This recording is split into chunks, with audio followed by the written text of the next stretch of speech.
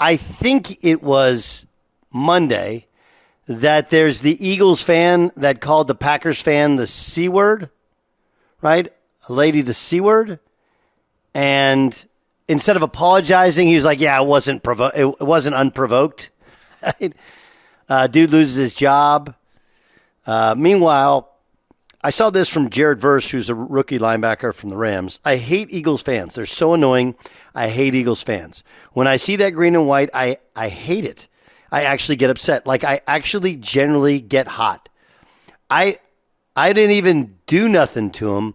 It was my first time playing. Oh, I hate Eagles fans. Eagles fans. Yeah, that's that. What's the expression now? That tracks. Yeah, that tracks. Right? Does anybody not think that one tracks? If you said, hey, give me one fan base who's annoying above all others, wouldn't most everybody say, oh, the Eagles? Correct? And it's like, it's one of those things where Eagles fans are like, yeah, you hate us and we don't care. But I do think at some point in time, there is a sense of like, yeah, maybe we care a little bit. We don't want to be judged like that. But then you have Nick Sirianni, who seems to stoke that, right? He seems to be as big a part of it as anybody. I mean, that's the reality to it, is he absolutely positively stokes that kind of flame, if you will, of supreme negativity. And he's just one of those guys that am I wrong to think you kind of want to punch him in the face? And I've never said that about anybody, but I do think in this particular case, it's relatively true, right? It's relatively true. I mean, I know a couple of Eagles fans. One is the new wife of a good friend of mine, actually here in Green Bay, and she's cool. But again, most of the other ones are a bunch of dudes who it's like they take great pride in being the least likable human beings on earth. And they disguise it around, well, we're Eagles fans, that's what we do. Like, yeah, I don't know. I don't think that's how it should be. Jay Stu, what do you think of the idea that people just hate Eagles fans? And then you have the video, which kind of gives credence to the hatred. Yeah, I think that the angle on this story for me was, I think that people like you who talk about sports could say it. I think other fans can say it. You just don't see a rookie linebacker say it 2 days before a divisional playoff game. I don't think that would be recommended or approved by Sean McVay. That's what kind of stood out about this. See, I don't think it actually really matters. And by the way, like right now, it's not like Eagles fans have a lot of ground to stand on. Because the part about it when you go, hey, it's one guy, he doesn't represent a whole fan base, but he says it, other people are in earshot, and nobody was like, whoa, whoa, whoa, whoa, whoa, whoa. Hold on.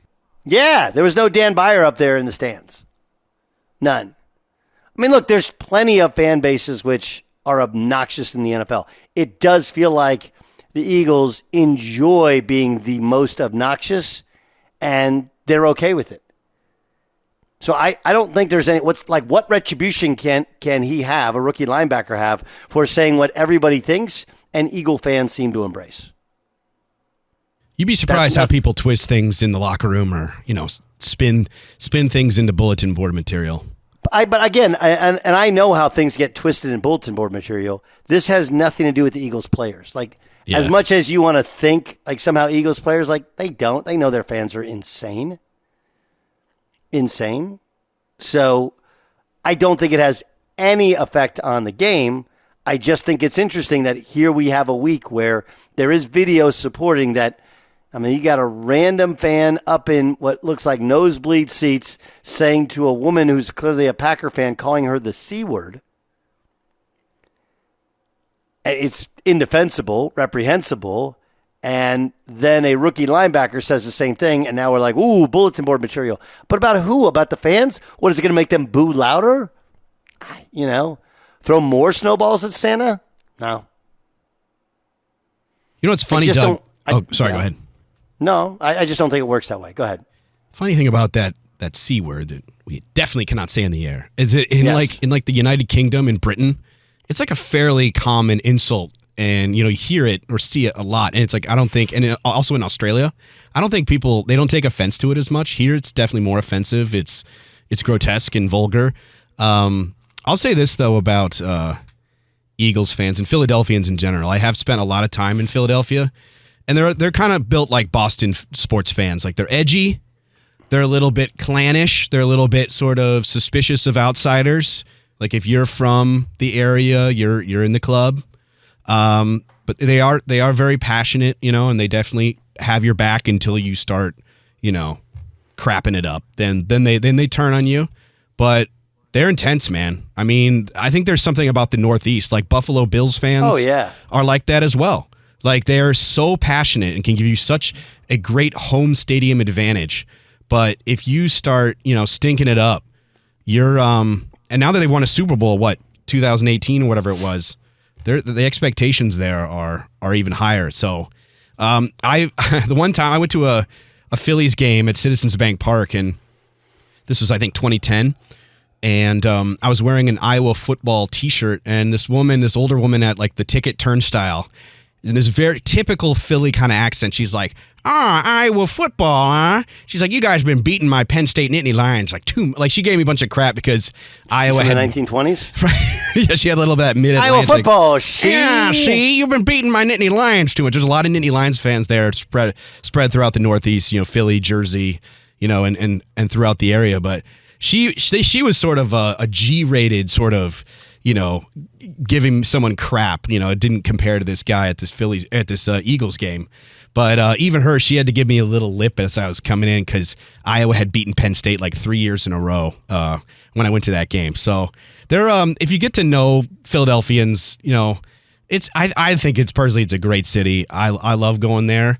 But yeah, you got to be careful. I mean, I went to a Wisconsin football game in some Iowa gear, and you think of people from Wisconsin being chill and relaxed, but those students, man, they were ruthless. They were rude, well. They're also like, and they were drunk. Yeah, again, that's also the barstoolization of students, right? That students have always been a little bit more obnoxious, especially Eastern Seaboard.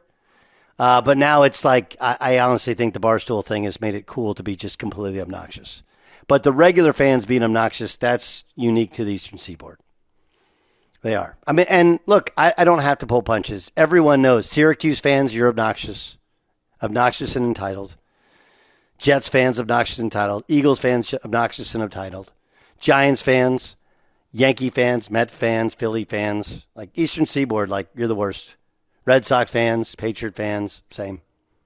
But there's a special place in the devil's heart for Eagles fans.